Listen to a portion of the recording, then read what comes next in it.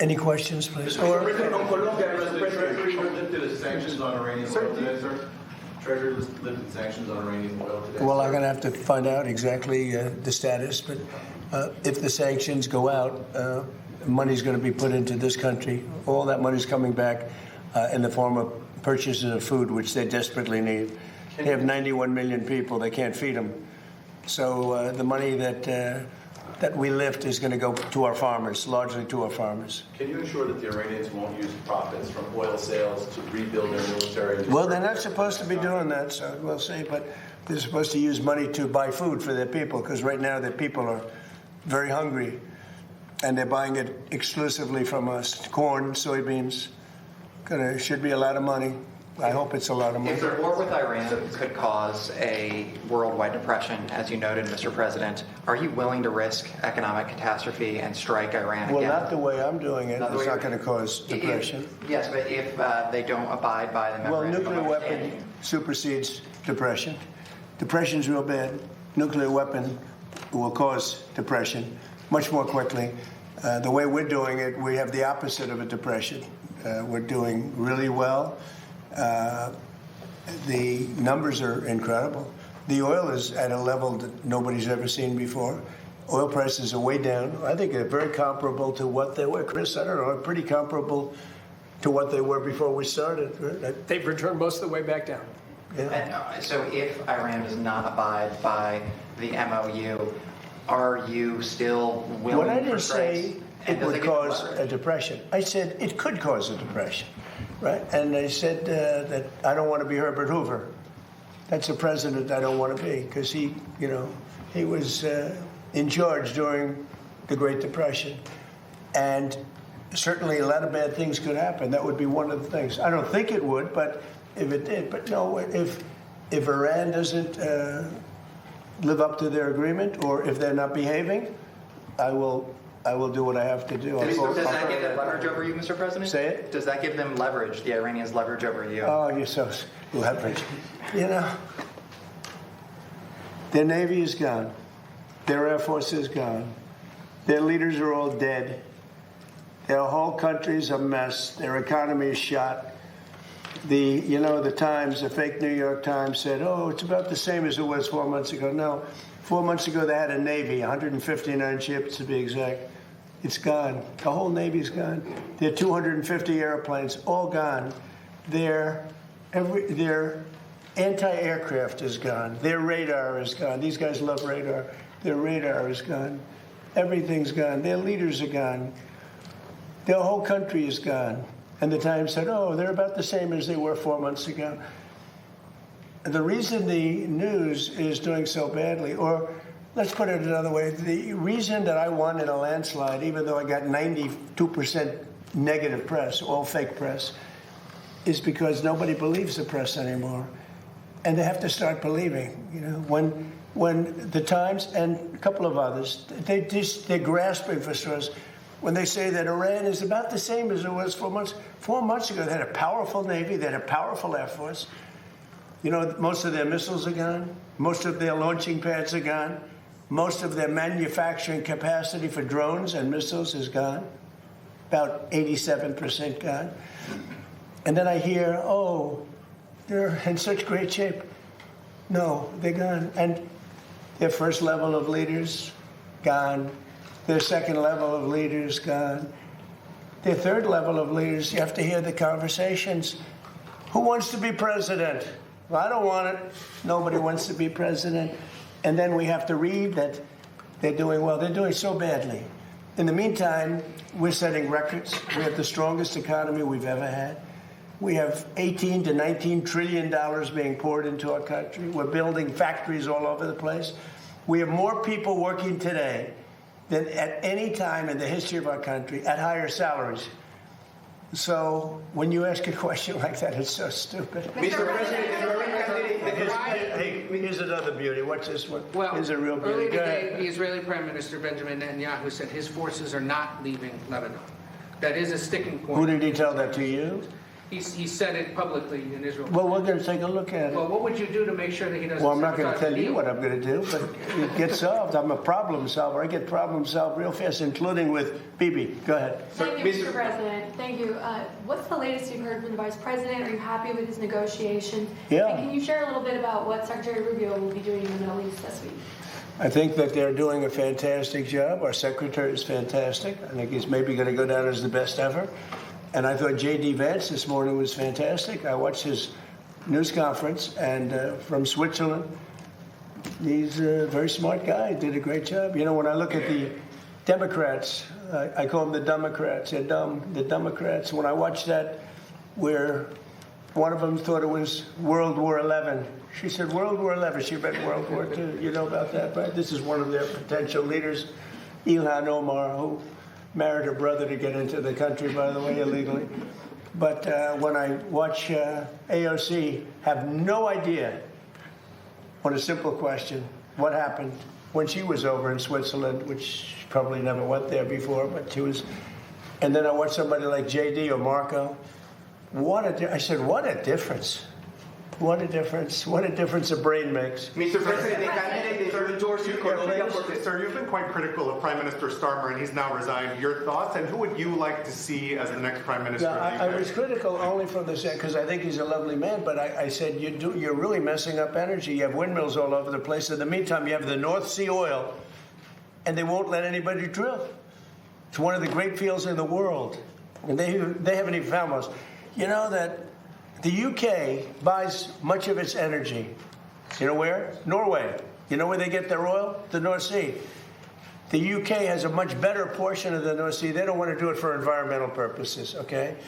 And I told him, he's a very nice man. I mean, sort of a friend of mine. I mean, he was not good to us with NATO, Pete, right? He said, we can't use the island to land. That was the first. For a couple of weeks, he said, well, but ultimately I gave it to you. Now, that was a bad move. That hurt him badly. But I mean, I wish him well, but he's got two problems, energy and immigration and crime. But energy and immigration. And he's really hurt himself very, very badly. Please go. Mr. President, can you tell us about your meeting with the defense contractors on Wednesday and what you plan to tell them? The meeting coming up, because I've met with them before. We're building plants all over the country. They are not allowed to take any more stock buybacks. Do you do stock buybacks by any chance? Not too much, right? No, because he wants to invest in product. It's just an artificial way of raising a price if you're running a bad company. So they spent $51 billion on stock buybacks instead of spending them on plants. Now they're spending, they can't do that anymore. Now they're spending a lot of money. We're building many plants throughout the country. They're dealing with General Motors. They're dealing with Ford.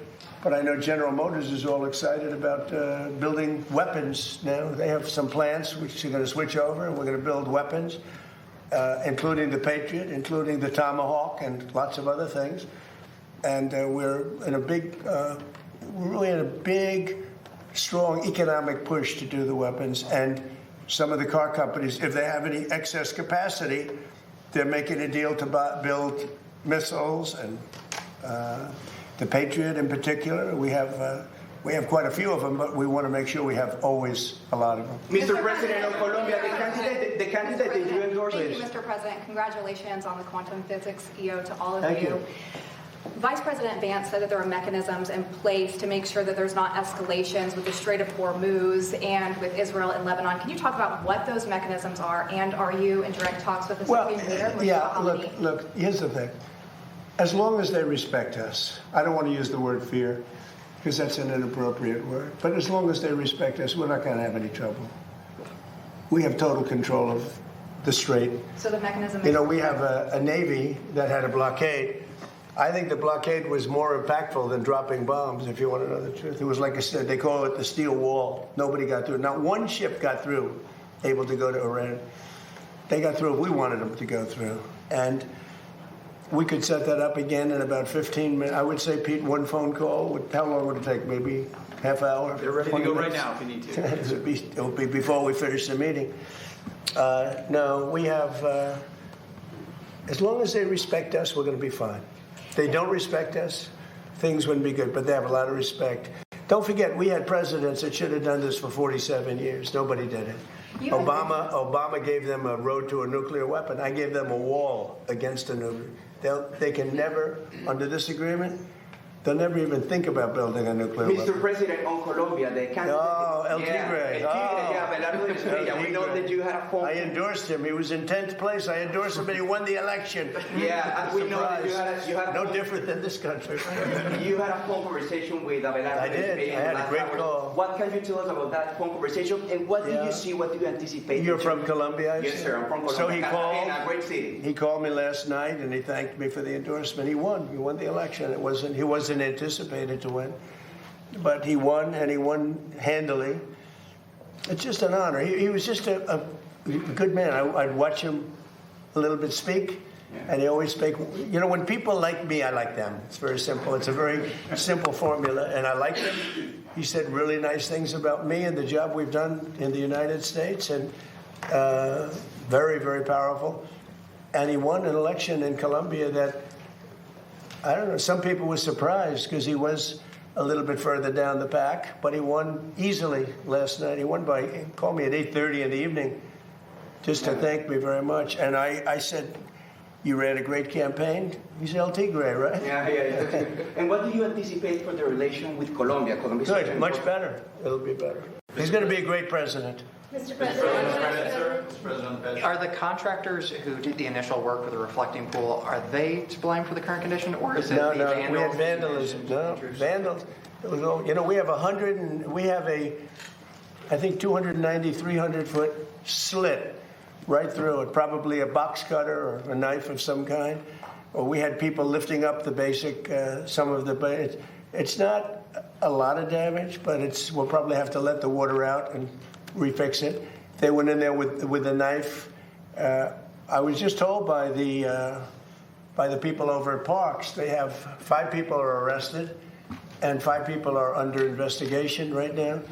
And it's a sad thing. In addition to that, we put brand new, beautiful grass all around. They put these massive letters on the grass. You probably know about that, right? And they said 8647. They probably got that from the dirty cop, Comey. You know he's a dirty cop, don't you? Dirty cop. He's a crooked guy. They destroyed the grass. So that's a big thing. But we're going to get it back very soon. National Guard and police have been all over the mall. How would these vandals have gotten so close to do something like that?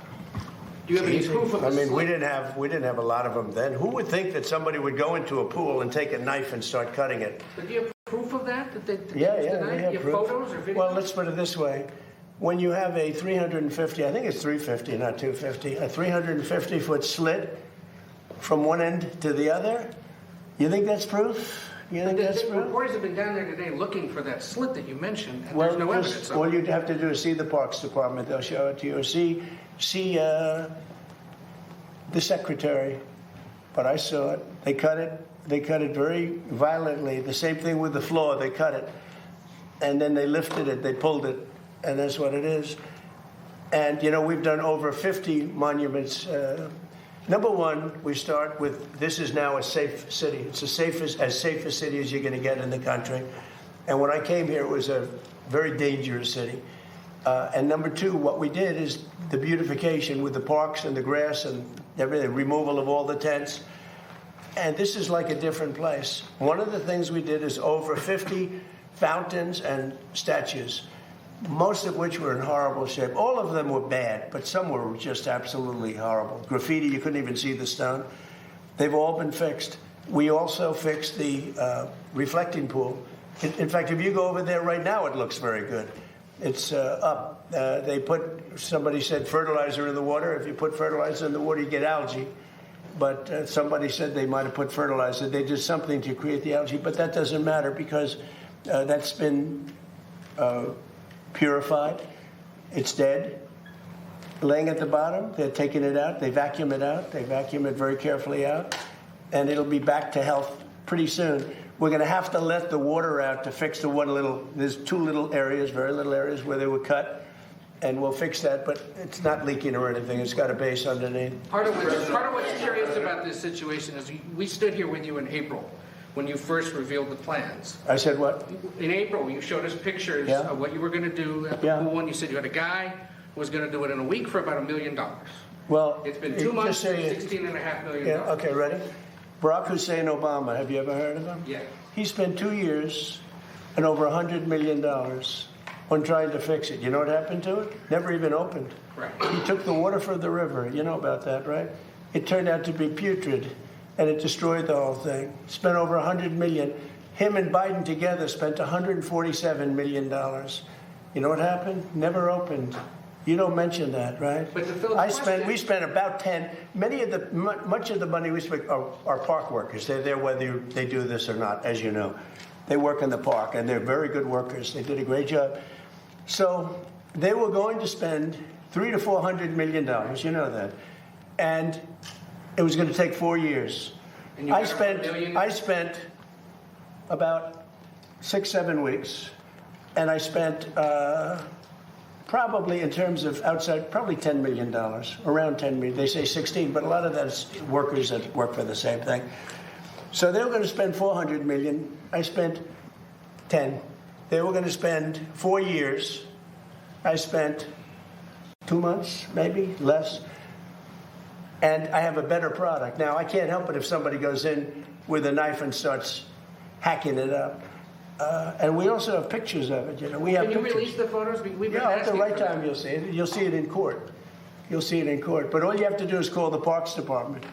Call the Department of Interior, and I don't know if their lawyers will allow you to speak to them because you know you write fake news. But call the Interior Department, and I understand they've arrested 5 people, and they have another 5 people that are under investigation. Here's the bottom line: we made so much progress in this city. People don't even recognize it. By the way, Memphis, Tennessee, crime is down 78% in a matter of months. It was a hellhole. New Orleans, crime is down 79%. And they had Mardi Gras. It was the safest Mardi Gras they've had in 50 years. The governor called me. Governor Landry called me. Safest Mardi Gras they've had in... And by the way, Chicago, which is a shooting field right now, if the governor would call me, Governor Pritzker would call me, I would solve the Chicago problem. In 3-4 months, you'd have virtually a crime-free city. We'll remove all of the bad ones. You have criminals. You have career criminals that came in through the border because of Sleepy Joe Biden. You ever hear of Sleepy Joe Biden? Do you ever hear of him? He let people come into this country, and we can never forget that that happened. Guys like you should never forget that that happened. They were murderers, drug dealers, mental patients. They took them out of prisons. They took them out of mental institutions. You should never forget that that happened. Mr. President, Let's leave on a nicer note. you're meeting with NATO Mark Rutte on Wednesday. Good. You had Secretary Hegseth review U.S. presence I in did. NATO countries. Yeah. Talk to us about that conversation. Are you planning Well, on drawing look, down NATO. US troops? It's NATO, basically, the question. So we have been a great member of NATO, in many ways, certainly the predominant member. We paid trillions of dollars over the years, not billions, trillions over the years to protect Europe. When we wanted to know, we didn't need any help at all. I was more curious than anything else. So I said to Pete, let's see if they'd actually come. So we asked them to come, and they weren't there for us. So it's stupid that they weren't. By the way, Starmer wasn't there. And you know what? The people of the UK did not like it that he wasn't there. Starmer said no. Starmer said worse than no. He said, we'll be there as soon as you win. I said, we don't need you as soon as we win. Before I went in, we called him. He said, oh, wow, we'll be there. This was not Winston Churchill we're dealing with, that I can tell you. But Starmer said, we'll be there, right, Pete? As soon as we win. As soon as we win, they're going to come and help us. Okay. But you know what? Italy was very bad. Italy was very bad, and other countries, Germany was very bad. So we spent all of this money, probably 600, I think we spend 600 billion a year, right? I would say that. I think the real number, think of that. The numbers that we spend are so crazy on NATO, and they weren't there for us. So I say to Pete, and I say to everybody else, If we're spending all of this money, just hundreds of millions of dollars to protect them from Russia, mostly. Okay, so we're spending hundreds of millions of dollars a year. You know, the case could be made that we spent all of the money over the years before me. I cut it back. But listen, we spend all of this money, and then when we want to maybe have help on small stuff, this is small time. This is not the big one. This is small potatoes. They say no, would rather not help. Stupid thing to say, because we can say that to them if we want, and we might. Mr. President, regarding the other... It's the 1-year anniversary of Operation Midnight Hammer. If you could go back in time, is there anything you would do different? No. Nothing at It was the all? most successful attack that anyone's ever seen with a bomber that totally wiped out their nuclear potential. If we didn't do that, you'd have no Israel right now. Israel would not exist, and most of the Middle East would not exist. They were 2 weeks away from having a nuclear weapon. If we wouldn't have done that, Pete, they would have had a nuclear weapon. You want to say something about that? Yes, sir. I wasn't aware it was 1 year, but you don't have the situation we have now, a position of strength where Iran's going to give up their nuclear program without Midnight Hammer, which no other country on planet Earth could remotely conceivably pull off that from start to finish, 37 hours back and forth. Iran never saw it, and every munition, precision munition that only we make, hit exactly where we wanted it to because... And they knew we were coming, and they could do nothing about it. And they could do nothing about it with their air defenses, which are even further now degraded. And that's what everyone misses in the press, and the president's right to call it fake news, because the overwhelming military victory that has been had over Iran is what has set the conditions for them to be at the table with our negotiators. And we will ensure, whether it's through a deal or through the War Department, that they never get a nuclear weapon because of this president right here. Okay? Thank you very much.